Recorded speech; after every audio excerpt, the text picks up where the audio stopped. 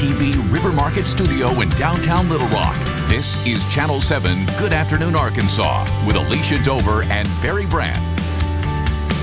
Back now with Dr. Charles Chamblee from Baptist Health Behavioral Clinic, here to talk about emotional abuse, what it is, and what you can do if you're going through it. And it's good to see you on this Friday. Yeah. I know you probably deal with this a lot, and it's so different, like you said, from physical abuse, that you can see the results of that. Yeah, exactly. If somebody gets hit or if somebody breaks something or falls, that's a wound you can use the medical technology to look at. Much harder to see emotional abuse. Yeah. And basically, emotional abuse is any behaviors acted onto someone else that is seeking to control them or demean them, some way to make them be less of a person in the view of the person that's doing the emotional abuse.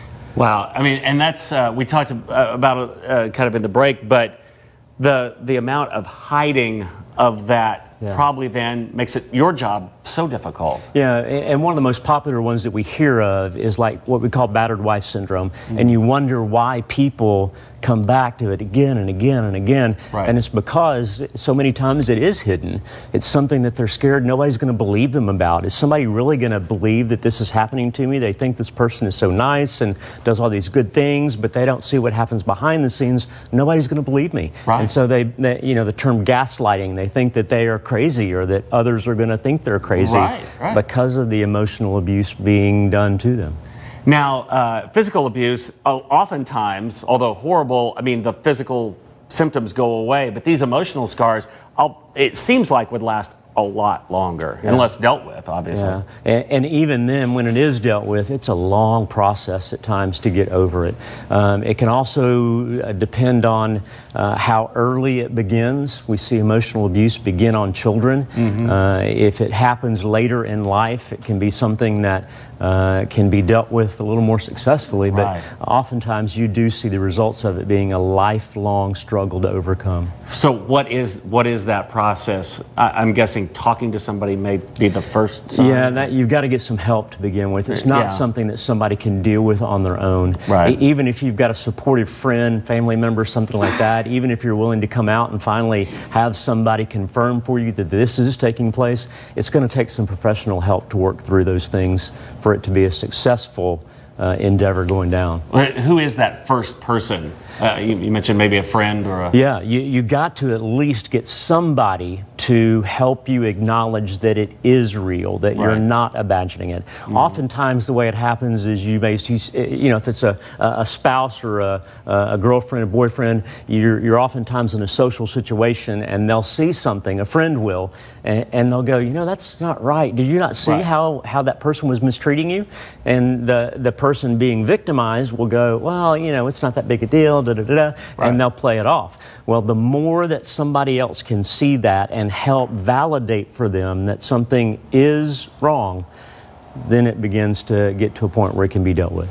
Okay, so some of the signs, I think we have a graphic, and we may just serve to kind of solidify this. And we'll run real quickly through these, but I've given us 10 signs that help us to know. Number one, constant criticism or attempts to manipulate or control. We talked about that, if they're always being picked on. Number two, shaming or blaming, oftentimes sarcasm or just outright verbal assault of somebody.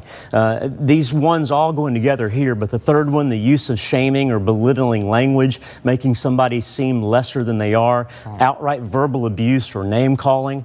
Then you get into the things that often take place only in private: withholding affection, punishment or threats of punishment, refusal to accept their part in the dynamic. The person refuses to believe that this is going with them. We talked about mind games or gaslighting, making them think that they're crazy, that this isn't really happening.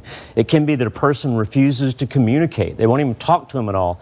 And then finally, we see somebody isolating this person from family members and friends, trying to keep them away because that victimizer knows eventually they're going to get found out. Oh, right. If they could just talk to somebody, they would be the one that would be found out to be the aggressor in that situation. Remember the family we just heard about in California where they had all these children that they kept isolated for years, and it came to light because one of them finally escaped and got to a neighbor who investigated it and found out about all the abuse going on. And amazing it took that long for it to be, because it was years. That's a lot of power that somebody exercises over another person. And again, emotional abuse can go on for years as well. So if somebody believes this is happening, if they believe it's happening to them, or if they believe it's happening to somebody they know, investigate, get it validated, just check it out. If it's not happening, then you've nothing lost. Right. But if it is happening, you could well save somebody a lot of emotional distress for years to come. All right. Well, look for those signs, and if you do need some help, you can get in touch. You can contact Dr. Chamblee by email, which is chamblee@practice-plus.com. And there's the phone number on the screen. You can kind of write those down, leave it up there for a second. But thanks for being here on this. My privilege. Have a great weekend. Thank you. You as well. Good spring break. All right. Yeah.